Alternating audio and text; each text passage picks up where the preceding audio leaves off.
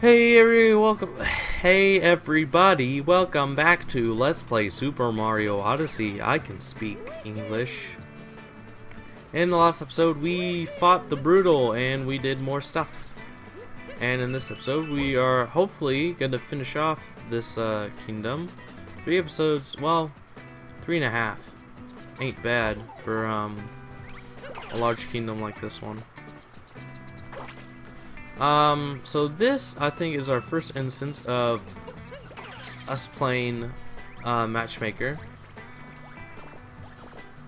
So we actually, no, it's our second, because we did it in the Sand Kingdom, never mind. So basically, you just gotta stack up the Goombas, and then the Lady Goomba over here will be impressed and give us a moon for our troubles.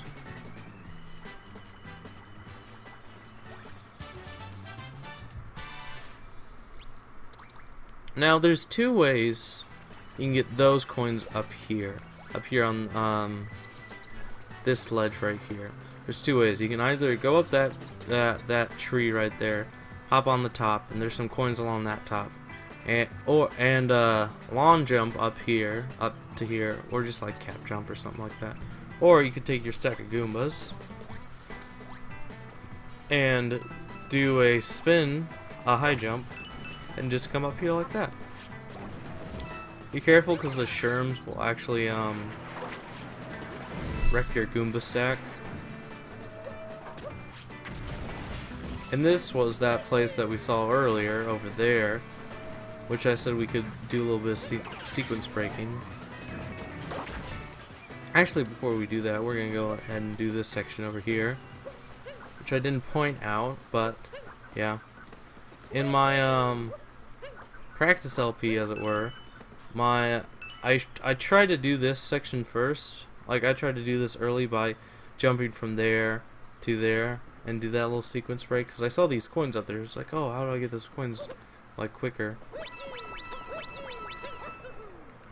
But then we gotta do this little section of rings. It isn't too hard, but it can be a challenge for first timers to get used to the rings. Not the rings, the poles. And now this will just take us back over here. So this is also kind of a way you could get it. You do a ground pound jump, just climb up here.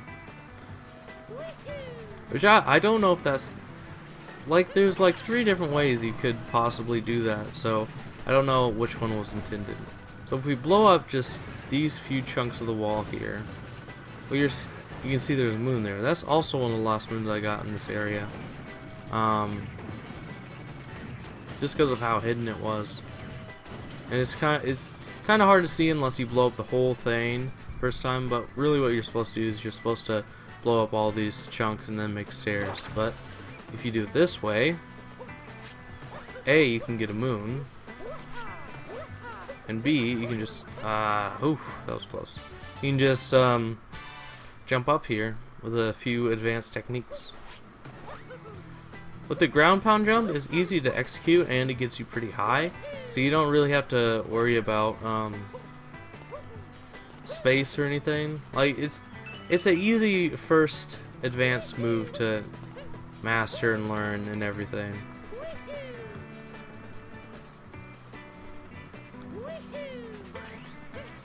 We go over here, we can get another neat little section, and we can find our Cat Peach of the area. I don't know where the Cat Mario is. Let's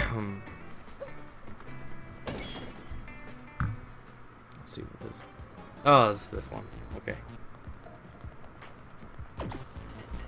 This one is kind of annoying to do.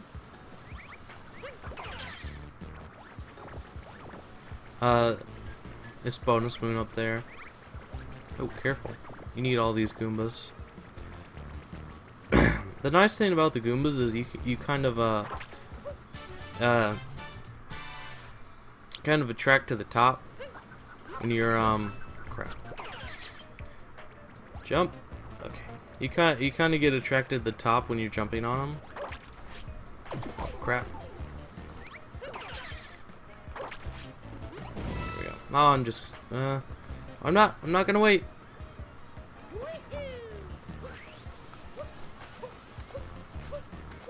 I know it was kind of hard to see there, but what I did was I just wall jumped between the wall and then the vine path.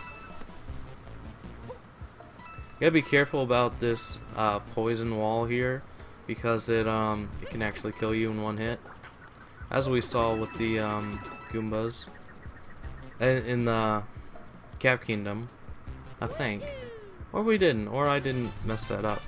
Anyway, I'm surprised that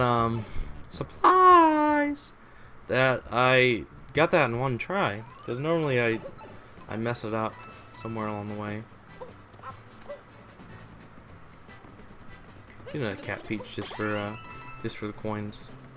Gotta replenish our coin supply after that coin coffer from last episode. No, the episode before.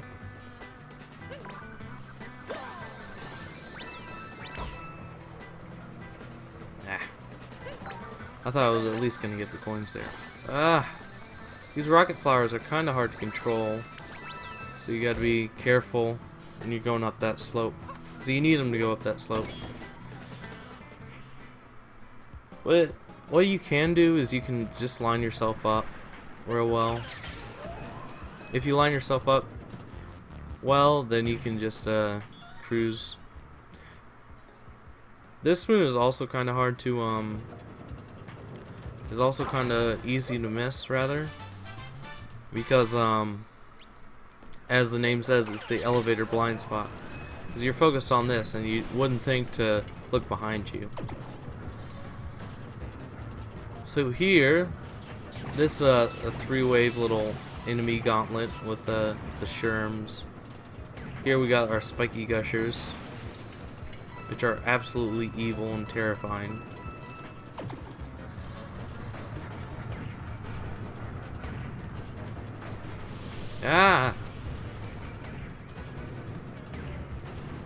And these hammer bros can be kind of hard to hit, because their fireballs can also interrupt your bullets. And also, don't forget these coins up here. But these coins don't those coins don't disappear, so we're gonna go ahead and get these first. Yeah, I got them all. You only get those coins if you defeat all the enemies. And here we already have 91 coins, so we only need a few more groups. This reminds me of like a tank game I used to play as a kid. I don't know what it was called, or like a Mario Party tank game or something like that. See, like, these guys can't actually hit us, so they're kind of pointless. Oh, come on. Come on. There it is. Yeah, so these guys can't actually hit us, so it's kind of pointless to have them there. It's just for intimidation factors, like, oh crap, how can I do this? This is so many guys. Something like that.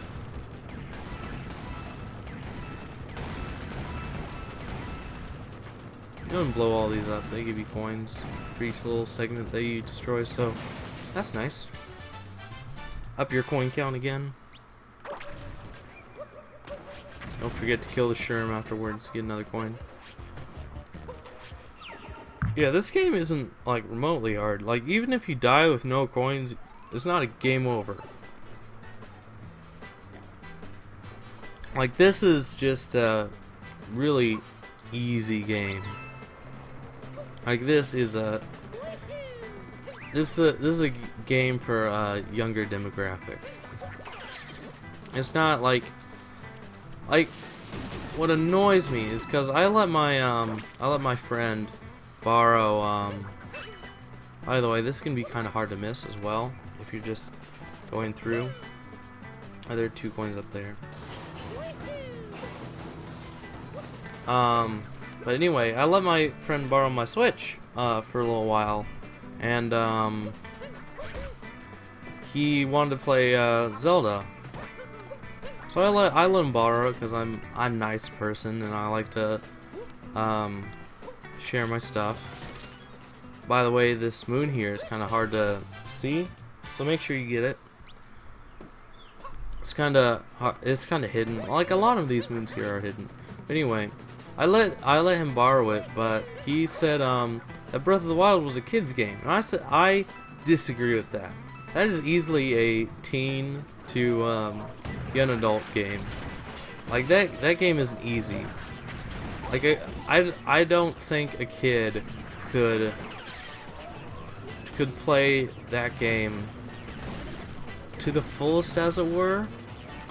Well, maybe I'm wrong. Maybe some 5-year-old is really great at Breath of the Wild, and I'm just a jerk for saying that. But anyway,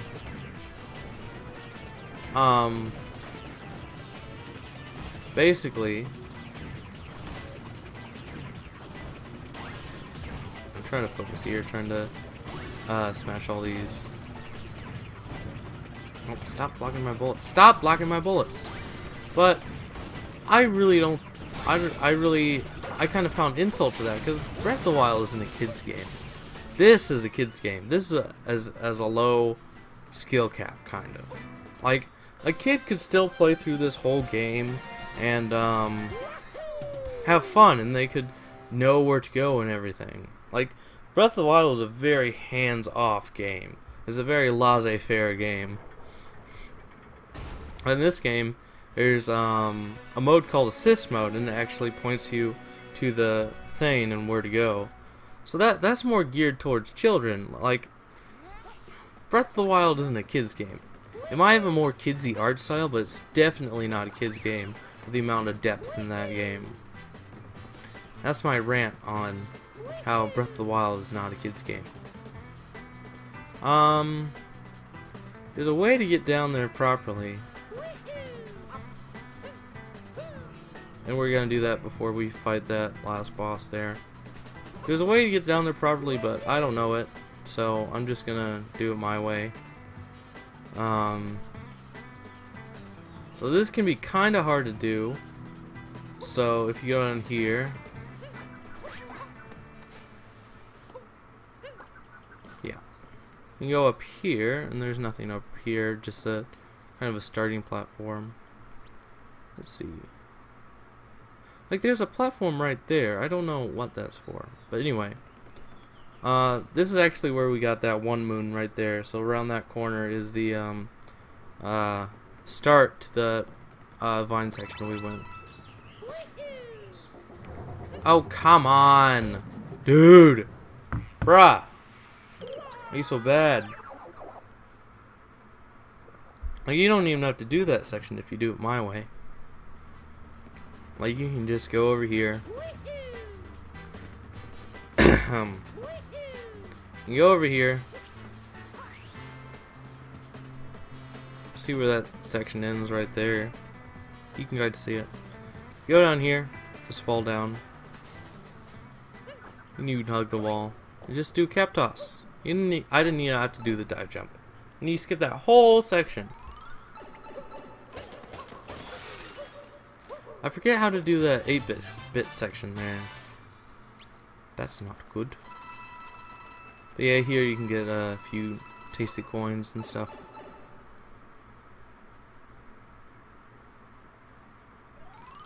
Yeah, this spits us back up here. Oh, yes, over here. So if you do kind of like the same trick, you can get up here. Oh, wait, no. So over here, where this uproot was, that's where the 8-bit section is. I forgot about that. So this is where we went down and then around, and then here, if you break these blocks with the uproot, then you can get up here and then go in this 8-bit section. But that's the beauty of this game, which I pointed out in one of the earlier episodes in the Sand Kingdom, is that you can go any way you want. Like, you don't have to be restricted to a certain path, or like the mechanics in this game make it so easy to just play the game how you want, and like not conform to anything. Because this is definitely not the conventional way to get all these moons. Like, this is definitely not that. Like this is expert mode to get through, to get all the moons and stuff. Arguably, it's expert mode to get all the moons in the first place. Yeah. So if you come up here, you can get a nice, tasty amount of coins. I want to see what's on this platform here, because we can just teleport up to the, is it just nothing? Is it just leftover from the devs? I've nothing to live for! No secrets! Oh, that's interesting. Underside of the map is very interesting. Huh. This kind of goes down into nothingness. I like that they added the deep woods to this, because it adds extra depth to the world and everything. So hopefully we can do this boss real quick in like 4 minutes. It shouldn't be too hard. And when I first played this game, I didn't really realize that this guy was a bad guy. I thought he was just the guardian for the flowers. So I didn't really I didn't really think like, oh, this is a bad guy. This is like, oh, it's a boss. I guess by the way the guys are freaking out and everything, by the way this guy is saying, must have flowers, must have all the flowers, do not mess with me, biped. I will kill you. Based on that, yeah. So basically for this guy, this Pikmin-esque boss, which he also kind of looks like a Pikmin boss, you just basically stand in the center of these with the uproot and then break it. It is super easy. Like, some of the bosses in Breath of the Wild are harder, and these bosses are insanely easy. Well, not insanely easy, but they're easier. They're easier concepts to grasp, and they're easier things to do. Like, this game is E for everyone. I would consider the challenge of Breath of the Wild to be more teen, not everyone. But yeah, if you wait too long and just mess around a little bit, then this guy will shoot out a little bit of a ball fire. The best thing to get around these tall ones is to basically go into it and then jump over it, because the jump gives you a little bit of height. You can also just shake the controller. Yeah, I don't understand like the significance of having like these nodes spin and everything. We can take a little bit more time on this. This guy isn't hard. This guy is like easy sauce. This guy's weak sauce. And like he can only fire in there, so this will start spinning, and then ooh, added challenge, and then it'll stop. Like you only have to find, and the grid is marked. I don't know, but I like the part where you actually damage him, because he flips over and then you can attack its weak point for massive damage. So with that, we got our second quest down here.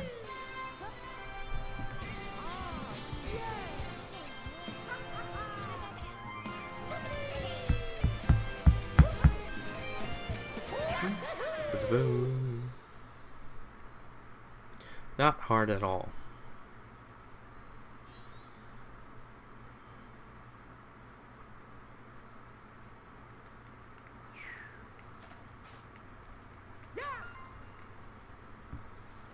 Man, Mario is so happy. Wait. How many coins do we have? We're still missing 6.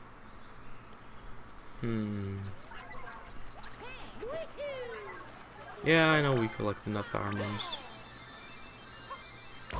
Crap. 6 coins. Where could they... Oh, I know where they are. Yeah. I know where they are. I know exactly where they are. Basically, we want to warp back up here.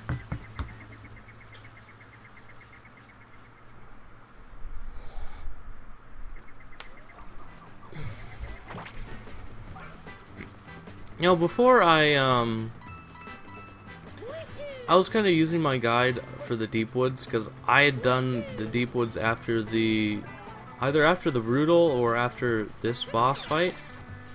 So I was making sure I got all the moons down there in my practice file, and that's when I read that it said use the coin coffer or the T-Rex to get it. So for the longest time, I thought you couldn't actually get that heart again. Like you couldn't break those blocks or anything, because I didn't know that the coin coffer could break the blocks. Well, I guess it kind of makes sense, like you're shooting out a coin. I thought it was only for that plant, really, and just to attack enemies. So what we want to do with this seed here is we want to go up there. So now we can go up here because this P-switch is here, so it activates those platforms and such. And the platforms line up just so that we can get them all in one cycle. Because if you don't, then the things disappear. And that's the nice thing is that you can get a checkpoint up here. So we want to take the seed up here and toss it on. That cage over there is actually where the painting goes. So if you can see in there, there's a painting in there. Yeah, that's actually where the painting goes, and it's interesting because that's the only one really like that. I guess it's because this guy's up here, so you can't really cheese it at all because it's enclosed. But if it was open to the air, then you could. It's kind of like that one star in Super Mario 64 in Thwomp Fortress or whatever, the second world, where you gotta fall in the top of that cage with the owl. Oh crap. I'll see you guys next time. Yeah. I'm gonna go ahead and end it off here, and I'll see you guys next time. So, I will see you guys then, because we went over. Sorry.